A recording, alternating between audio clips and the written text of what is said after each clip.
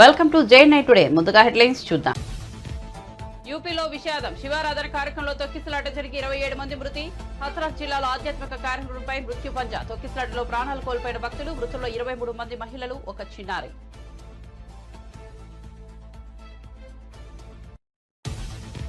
టికెట్లు రేట్లు పెంచాలంటే తెలుగు చిత్ర పరిశ్రమకు సీఎం రేవంత్ రెడ్డి షరతు. సైబర్ నేరాలు, డ్రగ్స్ కట్టడిపై అవగాహన కల్పించాలని సూచన. వీడియోలను థియేటర్లలో ప్రదర్శించాలన్న ముఖ్యమంత్రి. సినిమాలోని షార్ట్స్ తో వీడియోను రూపొందించాలని సూచన. విశాఖ సెంట్రల్ జైలును సందర్శించిన హోంమంత్రి అనిత. పోలీసులు పనిచేయడానికి సరైన వసతులు లేవని, మహిళా పోలీసులు ఇబ్బంది పడుతున్నారని వెల్లడి.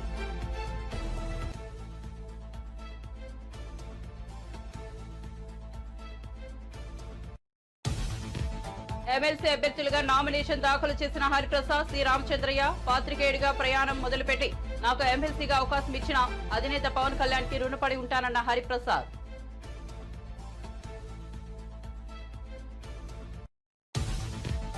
సభను, సభాపతిని గౌరవించాలని సూచించిన ప్రధాని. రాహుల్ ప్రసంగం అవమానకరమని ఆరోపణ. కొత్త సభ్యులు సీనియర్లను అడిగి తెలుసుకోవాలని సూచన.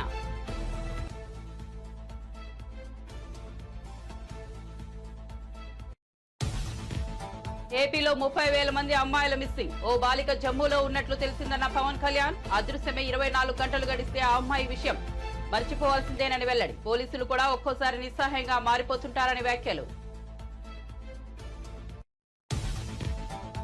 ఈడీ విచారణకు బీఆర్ఎస్ ఎమ్మెల్యే గూడెం మహిపాల్ రెడ్డి.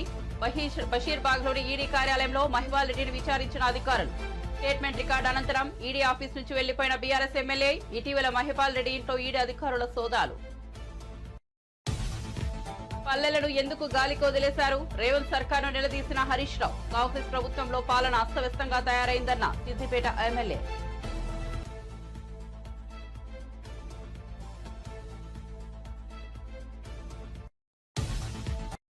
ఇక వార్త వివరాల్లోకి వెళ్తే, ఉత్తరప్రదేశ్ లో విషాద ఘటన చోటు చేసుకుంది.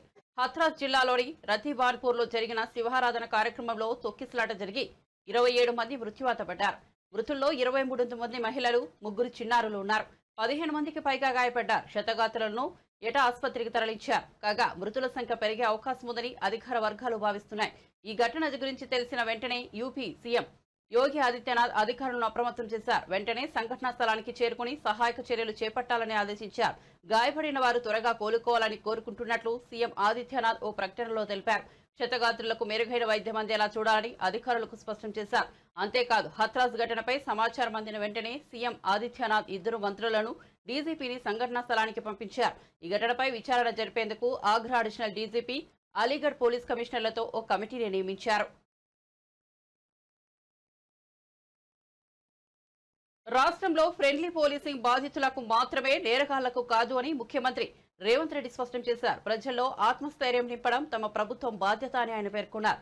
కమాండ్ కంట్రోల్ సెంటర్ వద్ద తెలంగాణ యాంటీ నార్కోటిక్స్ బ్యూరోకు సంబంధించి 27 4 wheelers, 40 bikes, Telangana cyber security బ్యూరోకు 14 4 వీలర్స్, 30 బైక్లను ప్రభుత్వం అందజేసింది. ఈ కొత్త వాహనాలను సీఎం రేవంత్ రెడ్డి జెండా ఊపి ప్రారంభించారు.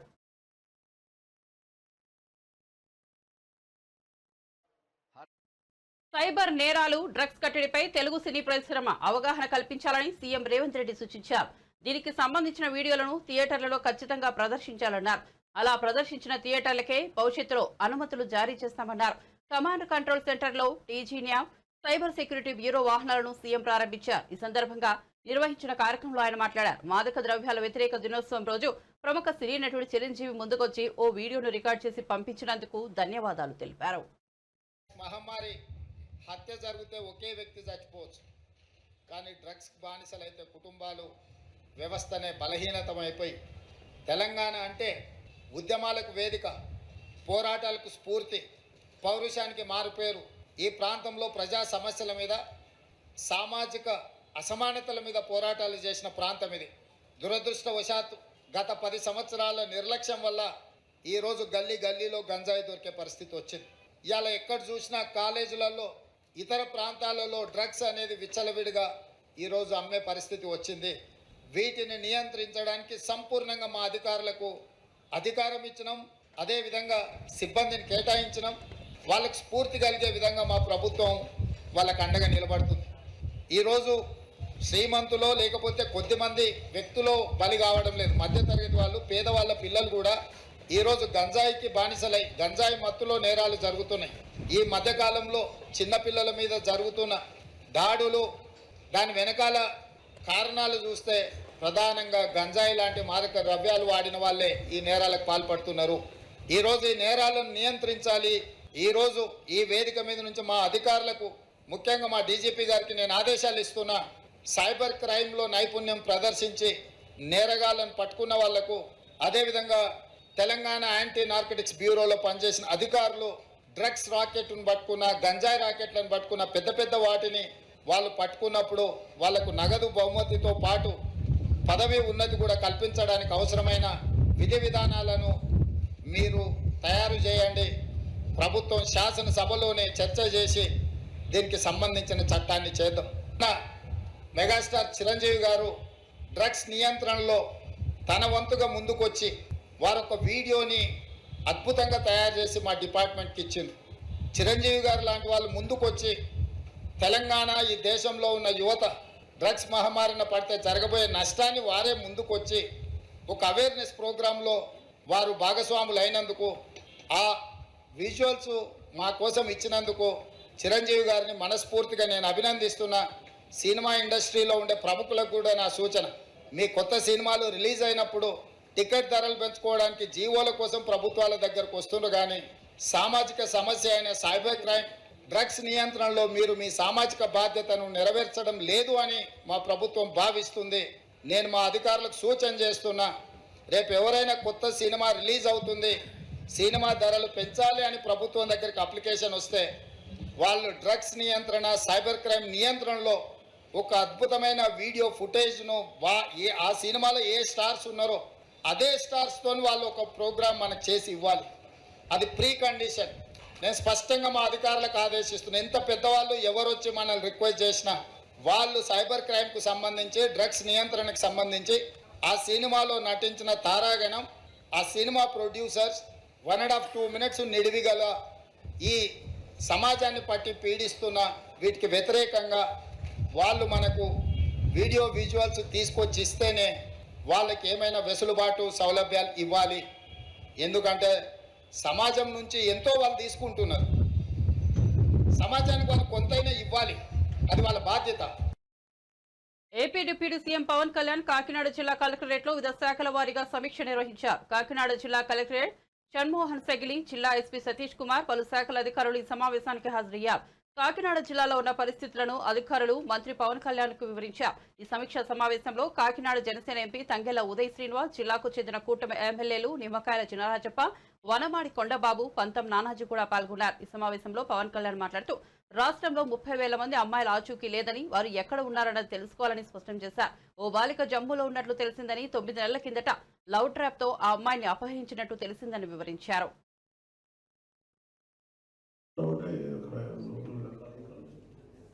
చదువుకుంటూ ఉంటే లవ్ డ్రాప్ మీద పడేసి తీసుకెళ్ళిపోయారు, ఇప్పుడు దాకా ఆచూకీ తెలియదు అని వాళ్ళ మదర్ ఏడుస్తూ ఉంటే మా ఇంట్లో వాళ్ళకి కూడా చెప్పుకోలేదు. నాకు బాధపడుతూ ఉంటే వెంటనే స్థానిక విజయవాడ ఉన్నతాధికారులకి, స్థానికంగా ఉండే మాచవరం సిఐ గారికి, కమిషనర్ పోలీస్ గారికి చెప్పాను. బట్ ఎంత అద్భుతంగా చేశారంటే police department, Andhra Pradesh police department, మన విజయవాడ సిపి గారు కానీ అతను పోలీస్ బృందం 48 అవర్స్లో వాళ్ళని పట్టేసుకున్నారు. కేరళ పట్టుకొని వెళ్ళారు, బెంగళూరు వెళ్ళారు, స్పెషల్ టీంని పెట్టారు. కేరళ వెళ్ళారు, బెంగళూరు వెళ్ళారు, ఫైనల్గా జమ్మూ అండ్ కాశ్మీర్లో జమ్మూలో ట్రేస్ అవుట్ చేశారు. జమ్మూలో ట్రేస్ అవుట్ చేసి ఈ రోజున వెంటనే మనం టీం వెళ్ళే లోపు ఈరోజు ఇప్పుడు మన ఆంధ్రప్రదేశ్ పోలీస్ వీళ్ళు వచ్చేపాటికి, బట్ ఇంత మీద జమ్మూ అండ్ కాశ్మీర్ పోలీస్ ఆ అమ్మాయి ఎక్కడున్నా వెళ్ళి పట్టుకుంటే అమ్మాయి ఫోన్ కూడా మార్చేశారంట. ఈ న్యూస్ ఎప్పుడైతే వాళ్ళ మదర్ నాకు ఇది ఇచ్చారో, ఇట్లా నా దృష్టికి తీసుకొచ్చారో, అది వెంటనే వాళ్ళు అబ్బాయి అలర్ట్ అయిపోయి తీసేశాడు. అమ్మాయిని బాగా ఇబ్బంది పెడుతున్నారు, వచ్చేస్తాను అంటే వాళ్ళు అబ్బాయిలను కూడా చెప్పింది, విన్నది మీకు భవిష్యత్తు తెలియజేస్తాను, ఎవరున్నామో తెలియజేస్తే కూర్చోబెట్టి మీ చెల్లెలు చంపేస్తారు, బెదిరించారు, భయంగా ఉందంటే వాళ్ళ చెల్లెలు అయ్యా మీరు వచ్చేయండి అంటే పోలీసు వెళ్ళారు. ఇద్దరిని విడివిడిగా పట్టుకొస్తున్నాను ఇప్పుడు ఇక్కడికి. ఏం జరిగింది వెనక కారణాలు వెతుకుతారు. ఇక్కడ మీకు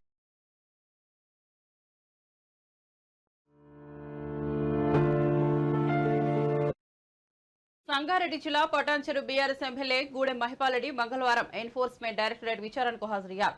బషీర్బాగ్లోని ఈడీ కార్యాలయంలో మహిపాల్ రెడ్డిని ఈడీ అధికారులు విచారించారు. స్టేట్మెంట్ రికార్డు అనంతరం ఈడీ ఆఫీస్ నుంచి ఆయన వెళ్లిపోయారు. ఇక ఇటీవల మహిపాల్ రెడ్డి ఆయన సోదరుడు గూడెం మధుసూదన్ రెడ్డి వారి బంధువుల ఇంట్లో ఈడీ అధికారులు సోదాలు నిర్వహించిన విషయం తెలిసిందే. మొత్తం 2 రోజుల పాటు ఈ తనిఖీలు కొనసాగాయి.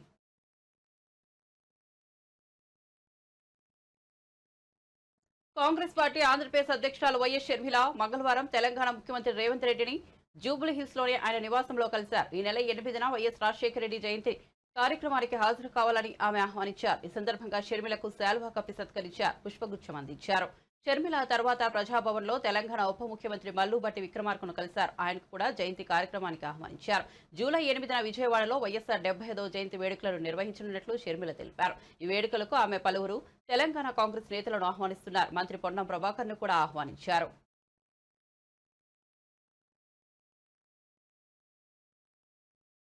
అసెంబ్లీలో ఎమ్మెల్యే కోట ఎమ్మెల్సీ అభ్యర్థులుగా హరిప్రసాద్, సి రామచంద్రయ్యలు మంగళవారం నామినేషన్లు దాఖలు చేశారు. అసెంబ్లీ ఎన్నికలకు ముందు ఎమ్మెల్సీలుగా ఉన్న పి రామచంద్రయ్య, షేక్ మహమ్మద్ ఇక్బాల్ వైసీపీకి రాజీనామా చేసి టీడీపీలో చేరారు. దీంతో ఇక్బాల్ ఎమ్మెల్సీ పదవికి రాజీనామా చేయగా రామచంద్రయ్యపై అనర్హత వేటు పడింది. దీంతో ఖాళీ అయిన 2 ఎమ్మెల్సీ స్థానాలకు ఈ నెల 12న ఉప ఎన్నిక జరగనుంది. దీంతో టీడీపీ నేత రామచంద్రయ్యకు ఎన్డీఏ కూటమి మరోసారి అవకాశం కల్పించింది. జనసేన నుంచి పవన్ కళ్యాణ్ రాజకీయ కార్యదర్శిగా ఉన్న పి హరిప్రసాద్ అభ్యర్థిత్వాన్ని ఖరారు చేశారు. దీంతో వారు నామినేషన్లు దాఖలు చేశారు. ఇతర పార్టీల నుంచి నామినేషన్లు దాఖలు చేయకపోవడంతో వీరి ఎన్నిక ఏకగ్రీవం కానుంది.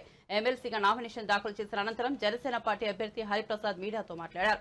4 ఏళ్లుగా ప్రయాణం మొదలుపెట్టి ఇక్కడి వరకు వచ్చాను. ఎమ్మెల్సీగా అవకాశం ఇచ్చిన అధినేత పవన్ కళ్యాణ్ కి రుణపడి ఉంటానని పేర్కొన్నారు. పవన్ కళ్యాణ్ సూచనకు అంగీకరించిన చంద్రబాబు, లోకేష్ కు హరిప్రసాద్ ధన్యవాదాలు తెలిపారు. 4 ఏళ్లుగా అనేక సమస్యల మీద పరోక్షంగా పోరాటం చేశాను. ఇప్పుడు ప్రత్యక్షంగా ప్రజా సమస్యలు తెలుసుకుని పరిష్కరించేందుకు కృషి చేస్తానని అన్నారు. మండలిలో జనసేన తరపున మొదటిసారి అడుగు పెడుతున్నానన్నారు. ఎమ్మెల్సీగా నాకు అవకాశం రావడం సంతోషంగా ఉందని తెలిపారు. మండలిలో అర్థవంతమైన చర్చలు సాగేలా నా వంతు ప్రయత్నిస్తానని తెలిపారు. వెన్నిదలుగా నిలిచిన మా నాయకులందరికీ, కార్యకర్తలందరికీ, ప్రేమాభావాలు చూపిస్తున్న ప్రతి ఒక్కరికి హృదయపూర్వక కృతజ్ఞతలు. ఈ ఎమ్మెల్సీ బాధ్యత నా మీద మరింత బరువు బాధ్యతలను పెంచింది. మీ అందరికీ తెలుసు, నేను మీడియా రంగం నుంచి ఇక్కడి వరకు వచ్చాను. ఆంధ్రప్రదేశ్లో కానీ ఇతర ప్రాంతాల్లో కానీ ఎటువంటి సమస్యలు ఉన్నాయి, ప్రజలు ఎటువంటి ప్రాబ్లమ్స్ ఎదుర్కొంటున్నారనేది నాకు ఎంతో కొంత అవగాహన ఉంది. పాత్రికేయుడిగా పరోక్షంగా ఆ సమస్యలు పరిష్కారం చేయడానికి ఇన్నాళ్ళు కృషి చేశాను. ఇప్పుడు ప్రత్యక్షంగా సేవ చేయడానికి ఇది ఒక అవకాశంగా భావిస్తున్నాను. నా వంతు ప్రజలకి మేలు చేయడానికి శక్తి వంచన లేకుండా నా ప్రయత్నం నేను జరుపుతాను. అదేవిధంగా జనసేన పార్టీ పురోభివృద్ధికి, ప్రతి ఒక్క కార్యకర్తను పార్టీని రీచ్ అవుట్ చేయడానికి నా వంతుకు నేను కృషి చేస్తాను. ఇంతకాలం నాతో పాటు పనిచేసిన నా పాత్రికేయ సహోదరులందరికీ, మిత్రులందరికీ కృతజ్ఞతలు తెలుపుతున్నారు. నమస్కారం.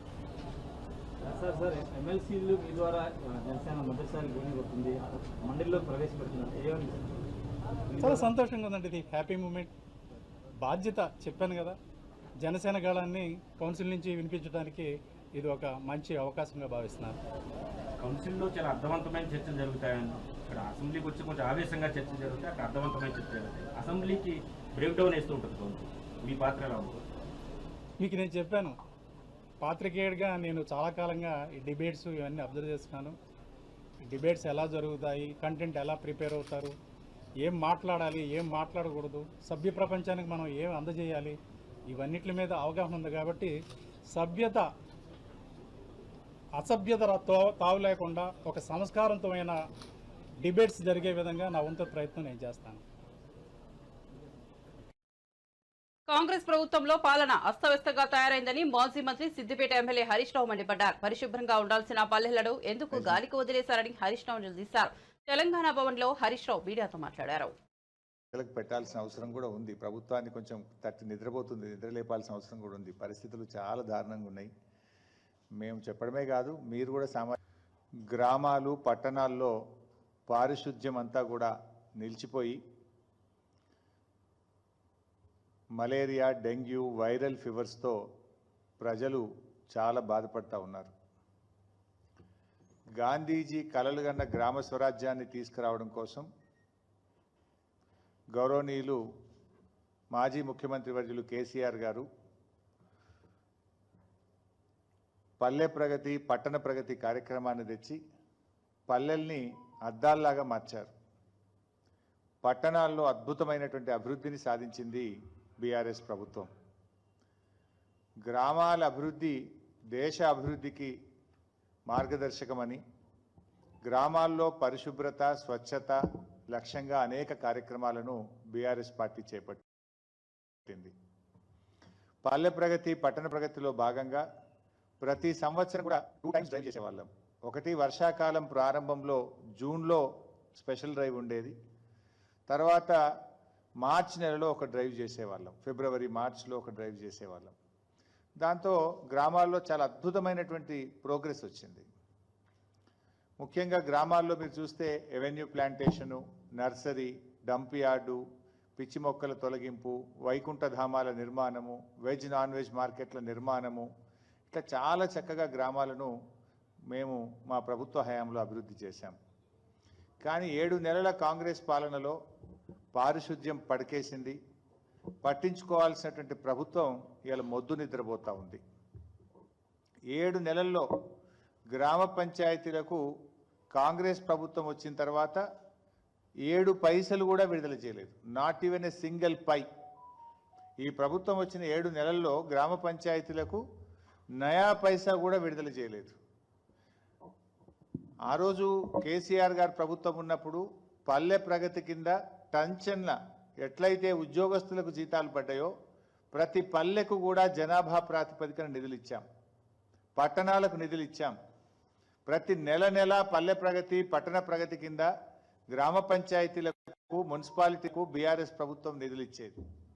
కానీ కాంగ్రెస్ ప్రభుత్వం వచ్చిన తర్వాత 7 నెలల్లో పల్లెలకు కానీ పట్టణాలకు కానీ ₹1 కూడా విడుదల చేయనటువంటి పరిస్థితి ఏర్పడ్డది. ఆ రోజు బీఆర్ఎస్ ప్రభుత్వ హయాంలో తెలంగాణ పల్లెలు దేశానికి ఆదర్శంగా నిలిచాయి. మనం ఈ దేశంలో ఎక్కడ లేని విధంగా చిన్న కుగ్రామమైనా సరే ప్రతి గ్రామ పంచాయతీకి కూడా tractor, tanker, trolley. Visakha central జైలుని హోంమంత్రి వంగల్పూడి అనిత మంగళవారం సందర్శించారు. అనంతరం హోంమంత్రి మాట్లాడుతూ 5 ఏళ్లలో వ్యవస్థలన్నీ భ్రష్టు పట్టించారని మండిపడ్డారు. పోలీసులు పనిచేయడానికి సరైన వసతులు లేవని, మహిళా పోలీసులు ఇబ్బంది పడుతున్నారని తెలిపారు. పోలీస్ క్వార్టర్స్ శిథిలావస్థలో ఉన్నాయన్నారు. పోలీస్ వెహికల్ ముందు వెళ్తుంటే వెనుక ఉన్నవారు ముక్కు మూసుకోవాల్సిన పరిస్థితి ఉందని అన్నారు. లోపల పరిస్థితులు చూస్తే హృదయ విదారకరమైన పరిస్థితులు ఉన్నాయని చెప్పుకొచ్చారు. మేము గాంజా మీద దృష్టి పెట్టిన తర్వాత ఎస్పెషల్ అసలు ఏం జరుగుతుంది లోపల తెలుసుకుందాం అనే ఉద్దేశంతోనే నేను వెళ్ళడం జరిగింది. అక్కడికి వెళ్ళిన తర్వాత చాలా ఆశ్చర్యకరమైన సంఘటన ఏంటంటే ఈ 5,000 రూపాయలకి 10,000 రూపాయలకి వాళ్ళకి భూములు అంటే వాళ్ళకి గడవక చేసే పనులకి అది నేను కరెక్ట్ అని చెప్పట్లే, అది కూడా తప్పే. కానీ ఎవరైతే మెయిన్ వెండర్స్ ఉన్నారో వాళ్ళేమో బయట దర్జాగా తిరుగుతున్నారు. ఇలా పూట గడవక చేసిన వాళ్ళందరూ కూడా జైల్లో మగ్గిపోతున్నారు. సో ఇటువంటి సిచ్యువేషన్స్ ఒకటి మనం చూసాం.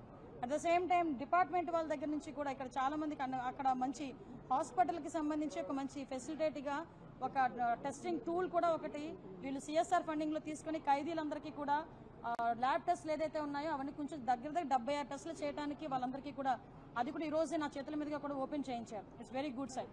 నేను కూడా ఏం చెప్పామంటే ఎస్పెషల్లీ రూల్ బుక్లో కూడా ఉంటుంది మనకి డీ అడిక్షన్ సెంటర్స్ అన్నవి ఏదైతే ఉన్నాయో ఈ డీ అడిక్షన్ సెంటర్స్ మనం బయట ఉన్న వాళ్ళకి డీ అడిక్షన్ సెంటర్స్ మనకి కేజీహెచ్లో కానీ మన మెంటల్ హాస్పిటల్లో కానీ ఎక్కడైనా మనం ఉంటున్నాం ఒకటి ఎత్తు చూసాం. కానీ ఇక్కడ హాస్పిటల్ ఫెసిలిటీ ఉంది. ఇక్కడ కనుక మనకు ఒక 20 బెడెడో 30 బెడెడో కనుక ఇన్ పేషెంట్లకి అంత ఇక్కడే ఇచ్చి హాస్పిటల్లో డాక్టర్స్ని కనుక కంపల్సరీగా ప్రొవైడ్ చేస్తే లోపల చాలా మంది గంజాయికి అడిక్ట్ అయిపోయి ఆ గంజాయి ఎక్కడి నుంచి వస్తుందో వాళ్ళు ఎదురు చూడటం, కొంతమంది ఈ విజిటర్స్ దగ్గరికి వచ్చినప్పుడు ఆ గంజాయి ప్యాకెట్స్ ఇసరటం, కొంతమంది ఏమో వాల్ దగ్గర నుంచి ఇసరటం, అంటే రకరకాల విన్యాసాలు చేస్తుంటారు. అలాంటివన్నీ అరికట్టాలి అనుకుంటే లోపలే ఒక addiction centre, de addiction centre అన్నది డెఫినెట్గా మనం రన్ చేసుకుంటే బాగుంటుందన్న ప్రతిపాదన కూడా ఉంది. దీన్ని కూడా మనం ఒకసారి లీగల్గా అడ్వైస్ తీసుకొని అది ఎలా చేస్తే బాగుంటుందని దాని మీద కూడా ఒక దృష్టి పెట్టడం జరుగుతుంది. అది కూడా జరిగింది. ఎస్పెషల్లీ జైలు శాఖ సిబ్బంది కూడా చాలా మంది వాళ్ళ తాలూకా ఇబ్బందులు కూడా చెప్పున్నారు. ఏదైతే రెగ్యులర్ పోలీస్ డిపార్ట్మెంట్తో ఈక్వల్గా మమ్మల్ని చూడాలి, రెగ్యులర్ పోలీస్ డిపార్ట్మెంట్ వాళ్ళకి ఇచ్చే ఇయర్స్ కూడా మాకు డెఫినెట్గా ఇవ్వాలి, వాళ్ళకి కూడా ఇంటర్ డిస్ట్రిక్ట్ ట్రాన్స్ఫర్స్ కాకుండా వాళ్ళ జోనల్ ట్రాన్స్ఫర్స్ కాకుండా స్టేట్ వైడ్ ట్రాన్స్ఫర్స్, అందులో కొంచెం మహిళా పోలీసులు కూడా చాలా ఇబ్బందులు పడే పరిస్థితి, ఇవన్నీ కూడా నా దృష్టికి తీసుకురావడం జరిగింది.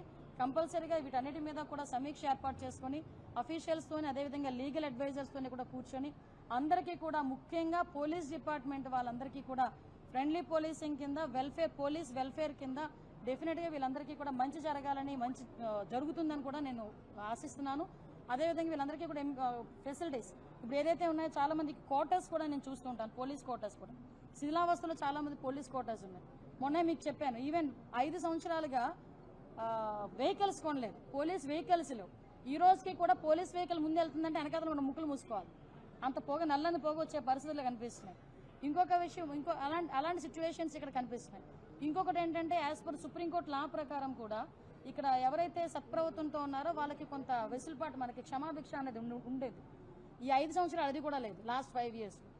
అంటే మ్యాక్సిమం సిస్టమ్ అంతటినీ కూడా ఏదో అంటారు కదా రచ్చ చేసి వదిలేశారు.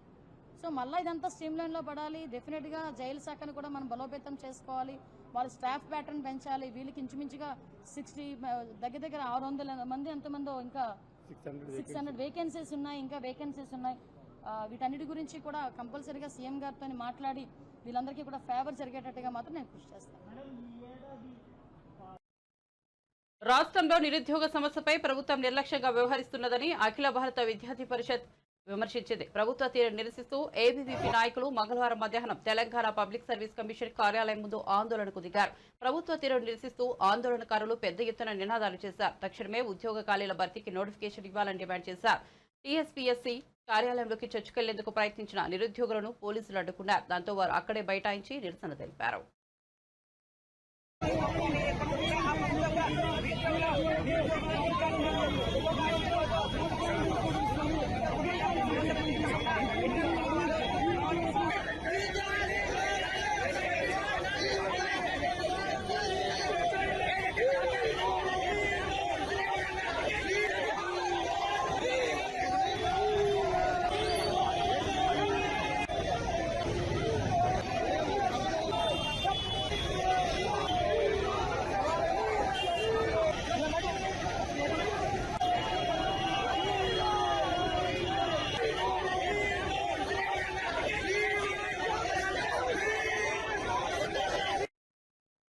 పార్లమెంట్లో అడుగుపెట్టిన కొత్త సభ్యులు సభా మర్యాదను గౌరవాన్ని కాపాడాలని ప్రధాని నరేంద్ర మోదీ సూచించారు.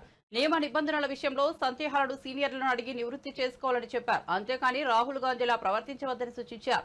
మంగళవారం ఎన్డీఏ పార్లమెంటరీ పార్టీ సమావేశంలో ప్రధాని నరేంద్ర మోదీ మాట్లాడారు. కూటమి సభ్యులతో సభలో ప్రవర్తించాల్సిన విధానాన్ని, చర్చించాల్సిన విషయాలను వివరించారు.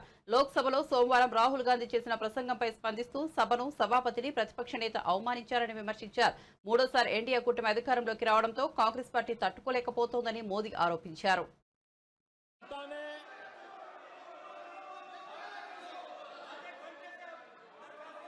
दुनिया के सबसे बड़े चुनाव अभियान में जनता ने हमें चुना है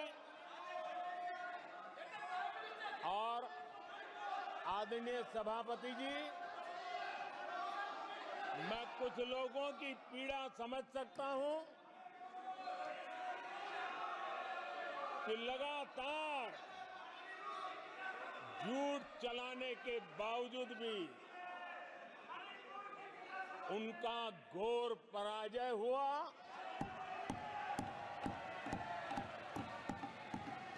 और लोकतंत्र के माननीय प्रतिपक्ष के नेता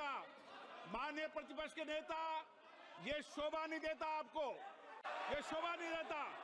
आप सदन में डायरेक्शन दो, माननीय नेता जो बोल रहे हो जब खड़े हो, ये शोभा नहीं देता आपके लिए, ये उचित नहीं है संसदीय परंपरा का। नो क्या आप आने के लिए लोगों आदरणीय देश की सेवा करने का मौका दिया है। ये अपने आप में लोकतांत्रिक विश्व के लिए बहुत ही महत्वपूर्ण घटना है। बहुत ही गौरवपूर्ण బులెటిన్ ముగించే ముందు హెడ్లైన్స్ మరోసారి చూద్దాం. యూపీలో విషాదం. శివారాధన కార్యక్రమంలో తొక్కిసలాట జరిగి 27 మంది మృతి. హథ్రాస్ జిల్లాలో ఆధ్యాత్మిక కార్యక్రమంపై మృత్యు పంజా. తొక్కిసలాటలో ప్రాణాలు కోల్పోయిన భక్తులు. మృతుల్లో 23 మంది మహిళలు, ఒక చిన్నారి.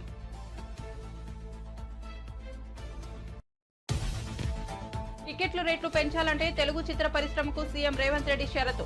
సైబర్ నేరాలు, డ్రగ్స్ కట్టడిపై అవగాహన కల్పించాలని సూచన. వీడియోలను థియేటర్లలో ప్రదర్శించాలన్న ముఖ్యమంత్రి. సినిమాలోని స్టార్స్ తో వీడియోను రూపొందించాలని సూచన. విశాఖ సెంట్రల్ జైలును సందర్శించిన హోంమంత్రి అనిత. పోలీసులు పనిచేయడానికి సరైన వసతులు లేవని, మహిళా పోలీసులు ఇబ్బంది పడుతున్నారని వెల్లడి.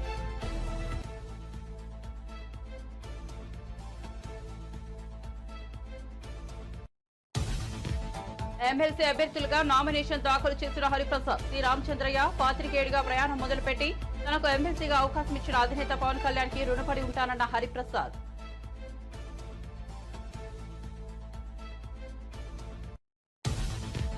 సభను సభాపతిని గౌరవించాలని సూచించిన ప్రధాని. రాహుల్ ప్రసంగం అవమానకరమైన ఆరోపణ. కొత్త సభ్యులు సీనియర్లను అడిగి తెలుసుకోవాలని సూచన.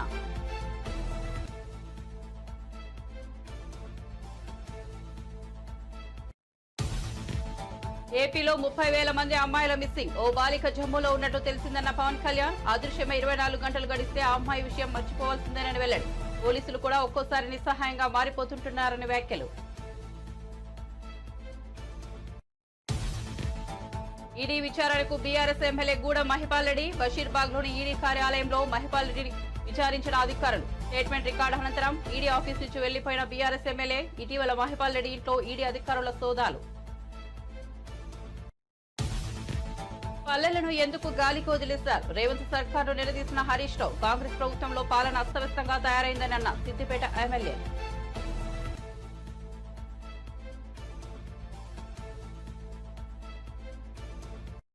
మరిన్ని అప్డేట్స్ కోసం చూస్తూనే ఉండండి జై నైట్ టుడే.